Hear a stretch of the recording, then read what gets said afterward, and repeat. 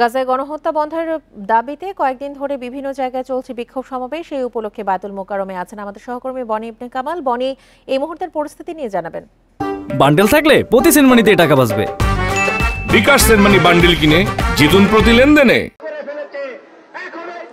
দেখুন, পূর্ব ঘোষিত যে কর্মসূচি ছিল অর্থাৎ বিক্ষোভ মিছিল, সেটি কিন্তু জুমার নামাজ শেষ হওয়ার সঙ্গে সঙ্গেই শুরু হয়ে গিয়েছে। আমরা দেখতে পাচ্ছি ইসলামী যুব আন্দোলন বাংলাদেশের নেতৃত্বে তারা একটি বিক্ষোভ মিছিল এখানে আয়োজন করেছিল এবং সেই বিক্ষোভ মিছিলটি কিন্তু এখন অনুষ্ঠিত হবে। তার আগে বিক্ষোভ মিছিল পূর্বক যে সমাবেশ, সেই সমাবেশটি এখন অনুষ্ঠিত হচ্ছে এবং সেই সমাবেশে বিভিন্ন ধরনের স্লোগান দেওয়া হচ্ছে।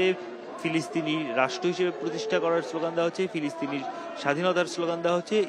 এমনকি গাজায় যে বর্বরতা হামলা চলছে, সেই হামলার বিরুদ্ধে বিশ্ব নেতৃত্ব অনেকটাই চুপ থাকার কারণে তাদের সমালোচনাও কিন্তু করা হয়েছে। আমরা শুনছিলাম কিছুক্ষণ আগে এই ইসলামী যুব আন্দোলন বাংলাদেশের যারা নেতৃবৃন্দ রয়েছেন তারা কিন্তু বলছিলেন যে বাংলাদেশে ইসরায়েলের যত ধরনের পণ্য রয়েছে সেই সব পণ্য বয়কট করতে হবে এবং কোনোভাবেই সেই সব পণ্যকে এখানে আসলে সুযোগ দেওয়া যাবে না। কোনো ব্যবসায়ী যেন ইসরায়েলি পণ্য আমদানি না করে, বেচা বিক্রি না করে, সেই আহ্বানও কিন্তু এখান থেকে জানানো হয়। এবং আমরা দেখছি যে আসলে পুরো যে এই বায়তুল মোকাররমের মসজিদ প্রাঙ্গণ, পুরো মসজিদ প্রাঙ্গণই কিন্তু আসলে ফিলিস্তিনের পতাকায় ছেয়ে গিয়েছে এবং সবাই কিন্তু ফিলিস্তিনের প্রতি যে অন্যায় অবিচার হচ্ছে, ফিলিস্তিনের যে গণহত্যা চলছে, সেই গণহত্যা বন্ধের দাবি কিন্তু বারবার জানিয়েছে সরকার। বাংলাদেশ সরকারের পক্ষ থেকে এর জন্য যেন বিশ্ব নেতাদের সঙ্গে কথা বলা হয়, সেই আহ্বান জানানো হয়েছে। এবং এই যেই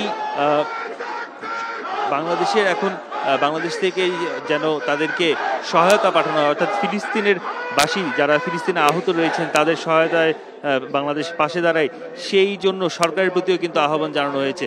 সার্বিকভাবে বলা যায় যে এই যে পুরো মুসলিম জাতির যে ক্ষোভ, সারা বিশ্বেই আমরা বিভিন্ন জায়গায় দেখতে পাচ্ছি ফিলিস্তিনিতে গাজায় যে গণহত্যা চলছে তার বিপক্ষে, তার প্রতিবাদে, তার বিরুদ্ধে যে গণ অবস্থান বা মানুষের যে বক্তব্য, সেটি কিন্তু আসলে বাংলাদেশেও প্রতিফলিত হচ্ছে এবং একই রকম অবস্থান কিন্তু আমরা দেখতে পাচ্ছি।